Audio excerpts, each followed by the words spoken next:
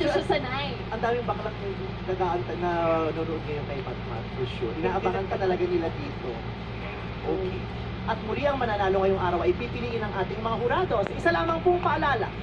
The views and opinions of the candidate and the reigning Miss Q&A do not reflect the views and opinions of the hosts, the show, the management, and the network. Candidate number 3, Matmat, you have 30 seconds to answer this question. At ang tanong ay, ano ang pipiliin mo? To be beautiful or to be attractive? I believe I'd like to be beautiful more than to be attractive. Madali lang kasi ang salita. Kung ikaw ay mayroong kagandahan mula sa kaibuturan ng iyong puso, magiging attractive ka sa kahit sino man. Bakit? Kailanman dalawang klase ang tunay na pagpagandahan, pisikal at kalooban. Ngunit ipamutawi mo na maganda ka sa loob at higit sa lahat naging inspirasyon, makikita mo how beautiful you are because what is vital is not physical. I thank you. Thank you so much, candidate number 3, Machika May Matmat Santino. It's your turn, reigning Miss Q&A, Day Pascual Apita. Si Matmat, mararamdaman mo, unang round pa lang, in it to win it. Ang intense niya, no? Intense.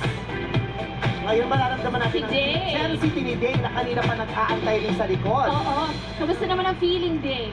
Hanggang ngayon po, overwhelmed pa rin. Kasi, alam natin, Vice, idol talaga natin si Madam Matmat. Kaya nung nakita ko siya backstage, sabi ko, I may not win the crowd today. Pero sa puso ng mga taga-Occidental Mindoro, ng mga tao nagmamahal sa akin, I will be their Miss Q&A forever.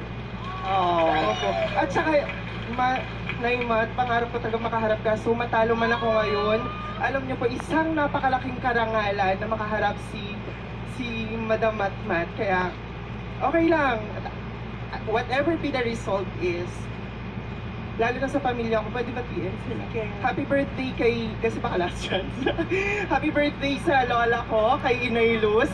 Sa mga taga-Katang-awan, sa mga taga-RHU ng Katawan-awan, kay Randy Avital. Sa mga taga-Antipolo, sa Kakalog, sa Evergreen. Tapos kay Sir Dennis Michael, ng Mamburao, at saka Glamorosa Salon. At sa lahat ng mga nagmamahal sa akin, maraming salamat po.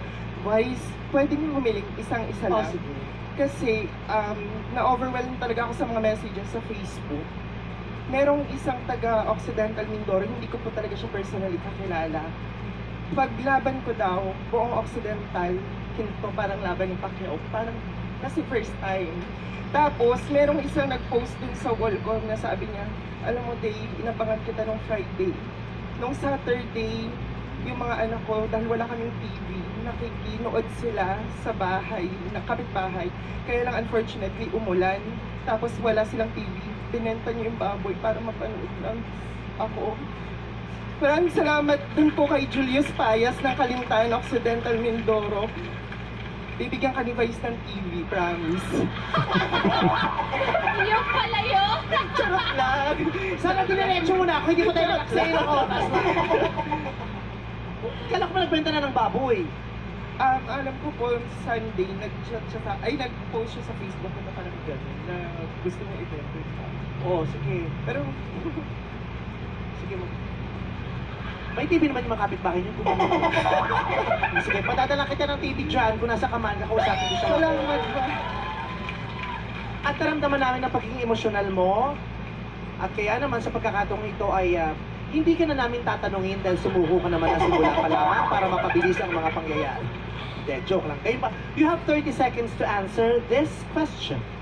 Ano ang pipiliin mo? To be beautiful or to be attractive? I believe that I will choose to be beautiful. Sabi nga ni Pia Words back, confidently beautiful with a heart. Ang tao, ang kagandahan, hindi lamang makikita sa pisikal na kanyuan, katulad ng ating pinaniniwalaan. Pagkos ay nasa puso. Katulad ko na marami nagmamahal, hindi man ako attractive sa paningin ng iba, pero kamahal-mahal ako dahil may mabuti akong puso. At yon ang iiwanan ko sa intabladong ito. Maraming salamat po, and I thank you. paalala lamang kay ating reigning Miss Q&A Day Pascual, hindi pwedeng mag-iwan ng puso sa entabladong ito, ha? Kasi naglilinis yung janitor every night.